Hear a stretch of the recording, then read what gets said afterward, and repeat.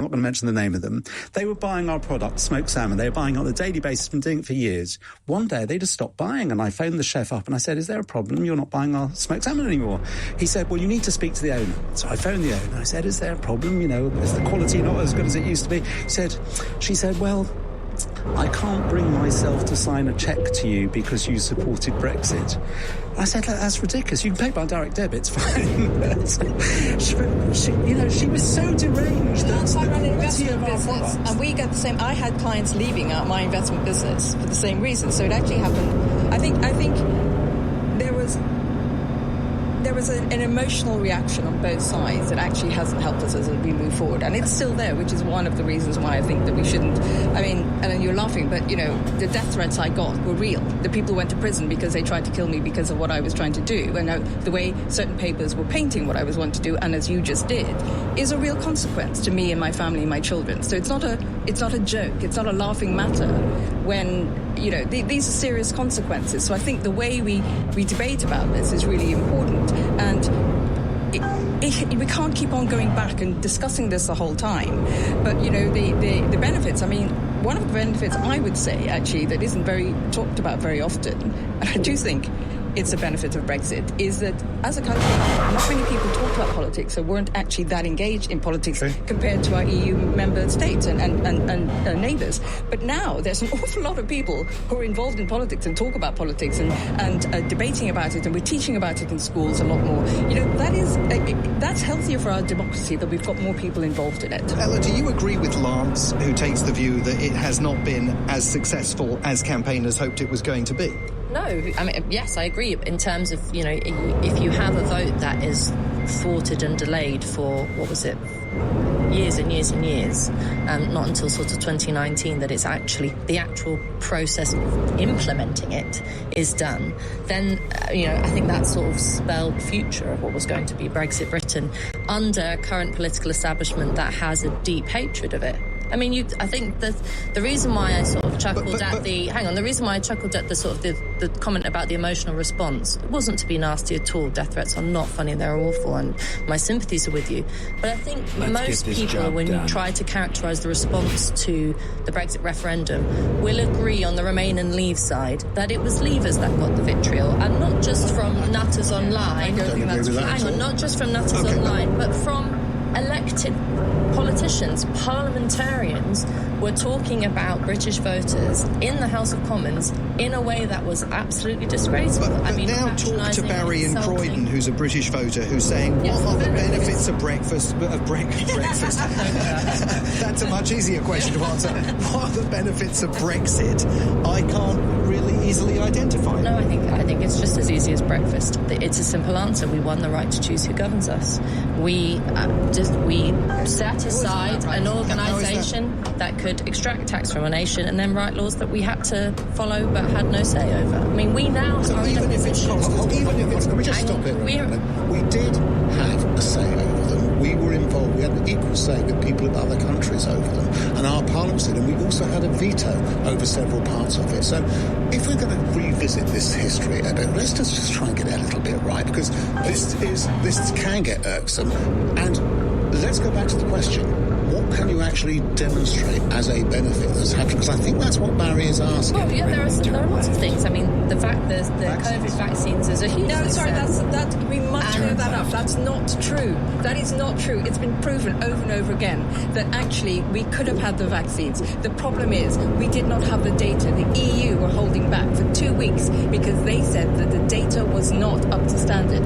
And Boris Johnson ignored that and went ahead. It had nothing to do with saving. Thank God. Yes, thank God, because actually, what if the data was wrong? And then, actually, so it is not true. We did not get the vaccine first because of some Brexit. Other things, you know. It's not true. If we don't, it's a lie, Ellen.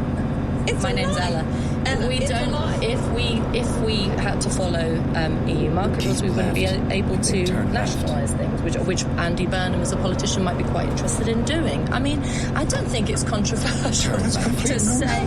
I don't think it's controversial to say that. Hang on, hold on. You want to talk the entire time, that's fine. I don't, but if you don't talk the entire time, it's going to come in from moment to moment. I know, but it's noticeable that you have not interrupted Lance once, but you continue to interrupt because me. Lance is much quicker. I'm making my own assumptions about what's going on there. But I think probably for me the most important benefit of Brexit was, as Gina says, that people were more politically engaged, but not only that people had more political power. You now, as an average Joe and average Jane, have more political power. And is that worth what the Bank of England estimates is a depression to the tune of 6% of Britain's output? It's worth millions and millions of pounds. It's worth everything. Okay. It's worth everything. David Aronovich, your answer to... That's fine. That's the answer to and it's an honest answer, is it's worth being poorer for the putative benefits that we have of being more engaged supposedly in the political process, despite the fact the kind of political forces which Ellen now supports are continuously talking about how British people don't have any control over their own lives, as witnessed by the fact that you complain continuously about the level of immigration that happened under Boris Johnson, the Prime Minister who actually got us out of Europe. What you wanted to do was paint a picture of Britain that essentially needed a revolution from its kind of sleepy post-war self, etc., because it would make life more exciting for you. Well, it has become a lot more exciting for an awful lot of people, and it's also become a fair bit worse and a whole lot more divisive. Well done you. I think there's this weird rewriting of history as if pre-Brexit everything was fine and dandy, and that you use, and post-Brexit it's a hellhole. You use the word revolution. I think that's a really good word to use for the Brexit moment, the Brexit spirit that continues, the sense that I think a lot of people have, which, let's not underestimate the fact that it was such a given that Remain was going to win. David Cameron didn't allow anyone in Whitehall to prepare, even think about preparing for a Leave vote. Everybody said, even Nigel Farage said, I think they're going to edge it. I didn't. And then at midnight, when the vote came in from Sunderland, and it was that 61.3%, and everybody's jaws dropped out, and I think people around the country suddenly thought, No, that's not true. Oh my God, we're going to win it. No, because I was on the road from October 2015, from October 2015, around the country, and I was on panels with Brexiteers, leading Brexiteers, and I will name them, from Matthew Elliott to Luke Johnson to whoever there were at the time, and I kept saying in the green rooms, what's going to happen when you win? And they were saying to me, don't worry, we're not going to win, we don't have to have a plan. I was asking every single Brexiteer, what's your plans? You can't say that Cameron wasn't telling the civil servants. The Brexiteers themselves didn't have a plan and didn't say that they were going to win. It was I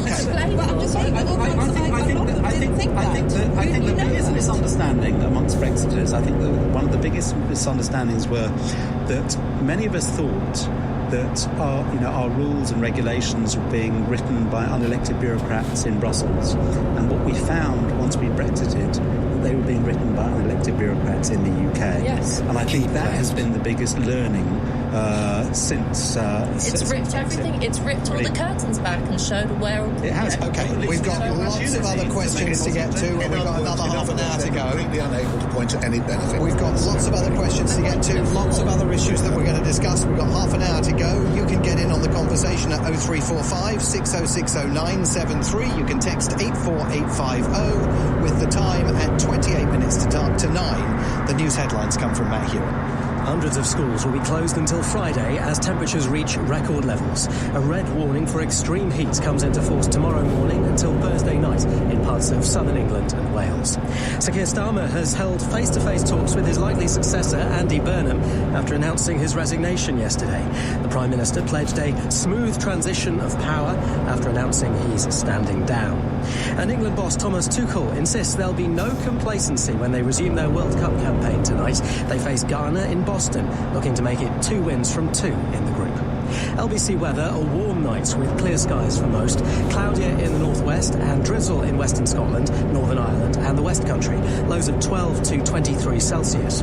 Dry and sunny for most tomorrow, very hot in the south but cooler and cloudier in the north and west, highs of 14 to 36 degrees. Hear every side of the story. This is LBC. This summer, the world-famous massed bands of His Majesty's Royal Marines return to Horse Guards Parade, London. Feel the power of over 200 Royal Marines musicians with the Royal Navy Ceremonial Guard of Honour. Live on Thursday the 16th and Friday the 17th of July. Tickets are on sale now from just £17 plus a £2.25 booking fee. Book today at tickets.rnrmc.org.uk. London, the app for black cabs is here. Jump. Get about with drivers who have the world-famous knowledge and know every street in London. And unlike other black cab apps, you'll only pay the meter fare. No booking fees, no surge fees, no it's raining fees, no there's a game on fees. No fees ever. Just tap the app to hail your black cab. Jump, the app for the cabs that make London, London. Download Jump today. At Waitrose, you know you're a food lover when the standout summer party spread even outshines the unfortunate weather. Make it a summer to remember with our delicious #1 summer range, including fresh Italian burrata with a creamy centre on a bed of sweet and tangy aubergine caponata and succulent aromatic coronation spatchcock with crispy Bombay spiced onions. All available now at Waitrose, the home of food lovers. Selected stores and lines subject to availability. Cross question on LBC. And our next question comes on WhatsApp from John, who asks whether the panel thinks that without Nigel Farage, there would have been any likelihood of Brexit. And similarly, if we didn't have Farage now, how likely is it that we would rejoin? David Aronovich, how central to all of this history was Nigel Farage? It's become a kind of orthodoxy that he was the author of Brexit, but he wasn't. I wrote in the Times in 2011, this is 5 years before the referendum. I think the headline was, "We're sleep-talking our way out of Europe." And the argument I made was that the argument for Europe was going by default. Nobody was making it properly. The Conservative Party would simply have an argument between two strands of what sounded like anti-European opinion. We're going to reform the EU because it's really bad versus we want out of the EU. And I remember very clearly thinking this argument meant that essentially, apart from some very few, the argument wasn't going to be made. Consequently, I would say that the actual authors of Brexit are those staunch Conservative Brexiteers who actually essentially forced a change in the party's position and forced David Cameron to hold the referendum. Now, you might argue, people do, that it was the UKIP vote which forced David Cameron to do that, but actually it was the Tory divisions, I think, that were more responsible, and it was therefore members of the Conservative Party who were far more responsible for that than Nigel Farage. But then I have a very strong emotional desire to deny him his place in the sun, so I may be biased. Ella Whelan, you, I suspect, do not have that emotional desire to deny him a place in the sun, but do you grant him a place in the sun?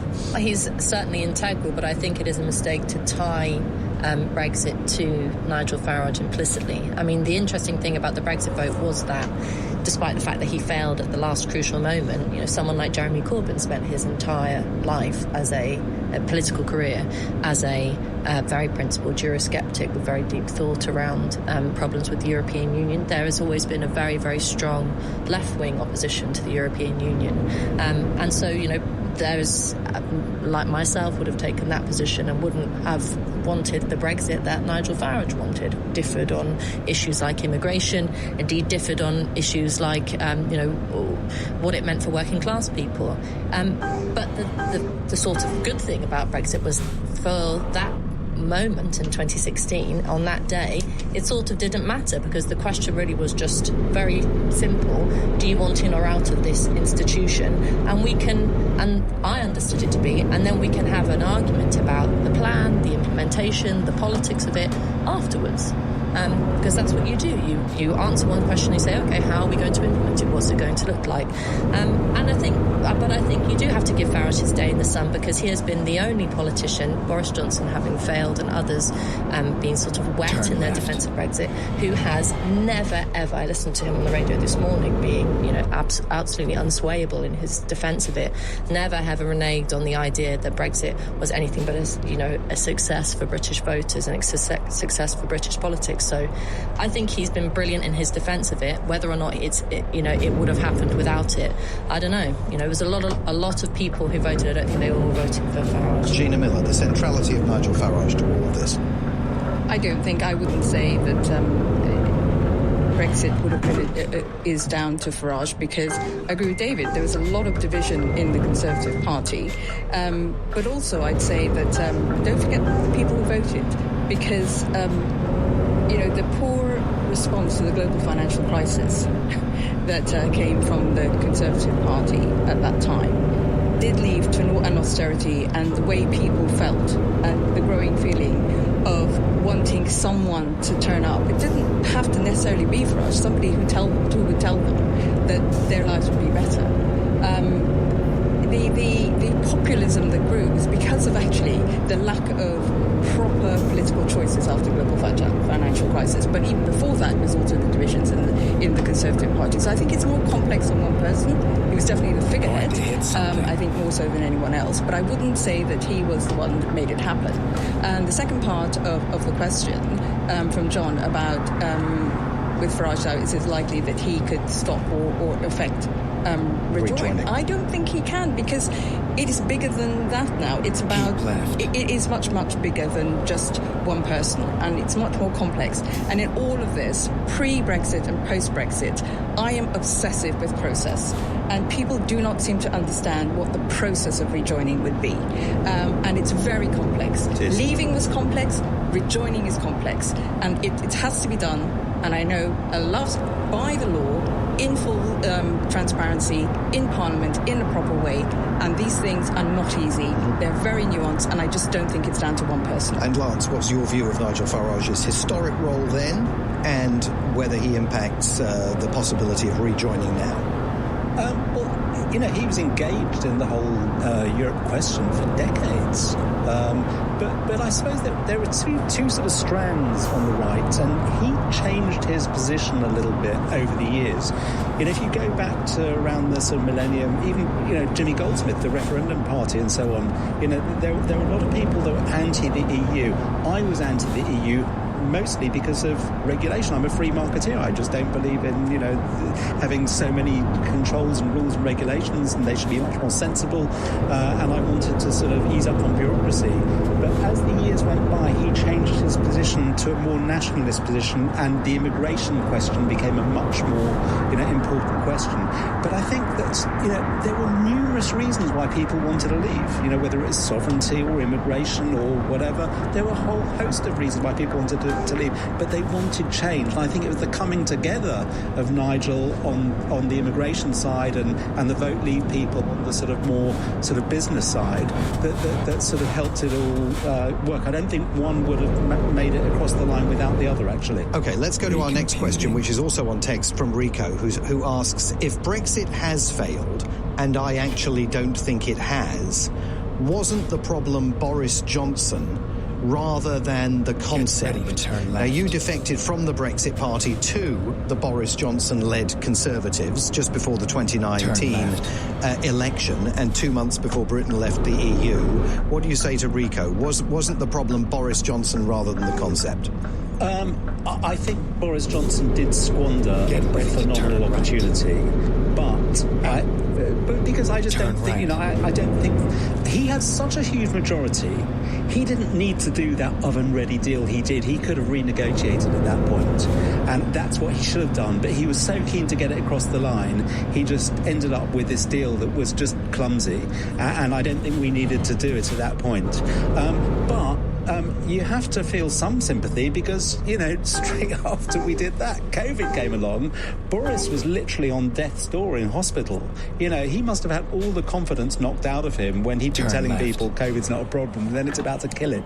He must have lost all, sense of his own sort of judgment. So I think, it was difficult for Boris, but I do think that, all the Tory MPs, all the Tory leaders, quite frankly, just, missed this opportunity. The whole point of the Brexit vote was that the country was divided in Europe. So you decide, let's have a referendum and decide which way to go. We had a referendum, we decided to leave, and then the leaders said, the country's divided, let's try and bring everyone together again, which didn't make any sense. We should have just left and just, made the best of leaving rather than trying to satisfy all this division. David? One of the things that it's so frustrating in a way, because if you're a student at all of geopolitics and what successive British governments wanted to do, from Macmillan onwards, so we're talking from the mid-50s onwards, British governments saw their place in the EU, the EC, for Common Market, EC-EU, as being an absolutely geopolitical strategic necessity for Britain, economically and for other reasons as well. And so they embedded us, and this included Margaret Thatcher in her support for the single market, absolutely totally within the mechanisms and also, if you like, the kind of spirit of the European Union as it emerged. It doesn't mean there weren't difficulties, it doesn't mean that there weren't differences between countries about things. Of course there were. Then a referendum comes along. It doesn't make any specification at all about what kind of Brexit it's going to be. It could have been Norway. It could have been Switzerland. At various points, Tory politicians and other Brexit politicians, including Nigel Farage, said, there's no problem with this because we could be like Norway. We could be like Switzerland. Right. You come out and immediately what they say is, no, we can't be like Norway, we can't be like Switzerland, because that would mean we would be rule takers and not rule makers. We'd be taking their rules, but we wouldn't be making anybody. But we don't actually have any kind of plan at all. Anna said earlier, it's terrible, it took 3 years. Of course it took 3 years. That's how complex it was. We put about 40 or 50 billion quid into the business of civil servants trying to alter things so that we could actually make the exit happen. It was immensely complicated. You can foolishly say this could have been done simply somehow, or it should have been done simply. There was no way that was going to happen. And I that night, 10 years ago, sitting in a room in Ortigia in Syracuse in Sicily, hearing the first results come through, and I thought, right, that's the next 5 years of our lives bloody well gone as we try to negotiate what this actually means, how it can actually be done, and what the consequences are going to be. And somebody just blithely says, we should have just exceeding speed. It's so childish. Ella, can you get us back to Rico's question? Rico's question. 24. Hang on a minute. Not I was 24. Accurate or fair. Rico's question is, wasn't the problem? Let's keep focused on the question. Yeah, wasn't the problem Boris Johnson rather than the concept? And Lance is suggesting that the oven-ready deal was not the way that he would have liked to have seen things go. It was Boris Johnson's fault. It was almost every politician's fault. I think that I'm very sorry that we pissed in your wine wherever you were in Sicily by voting the way we did and ruined your evening. But it happened, and it not only happened, it happened to such a large extent. The Leave vote was so powerful that look, I'm not an expert policymaker. I'm not an expert economist, clearly.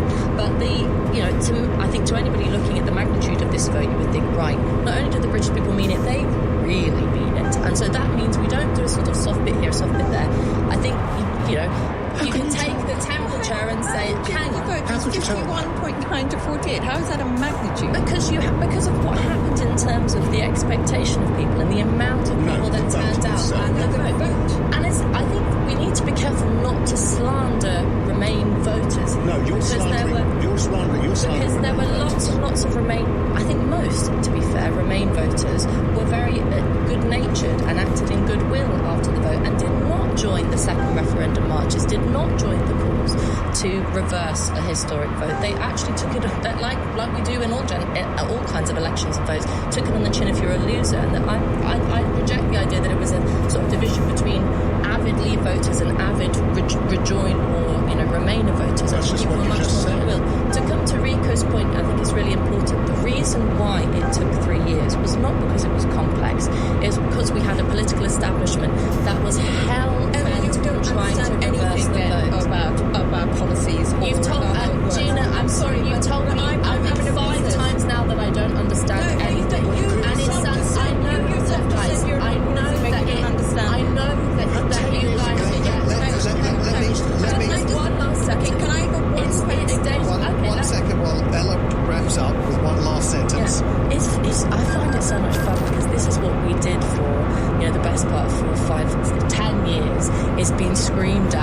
people who get such a hard on with the idea that ordinary working class people voted a certain way. I love it. Inject it into my veins. This is so... I want to get back to Rico's question. Rico's question is really important, but also I just want to explain one example. So I had been campaigning in Europe to change the fact that in this country we didn't have to show our fees on pensions and investing. Okay, that's one tiny thing that I was lobbying on, Ella. One thing for Europe to change, which I eventually got through Europe in 2014. That one thing took me since the financial crisis to do that one bit, that one directive.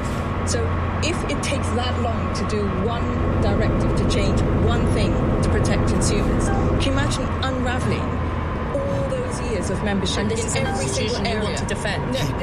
No, but that's exactly what it should be. It should be looking at all aspects of everything. That's how you make good policy. You just don't decide on a whim that what you're going to do is have a one-pager and decide, right, that's what we're going to do, we're just going to leave. Policy, proper policy making is really important and takes time. But I want to get back to Rico's question. I would say that... I want to get to our next question. Okay, well, Boris and...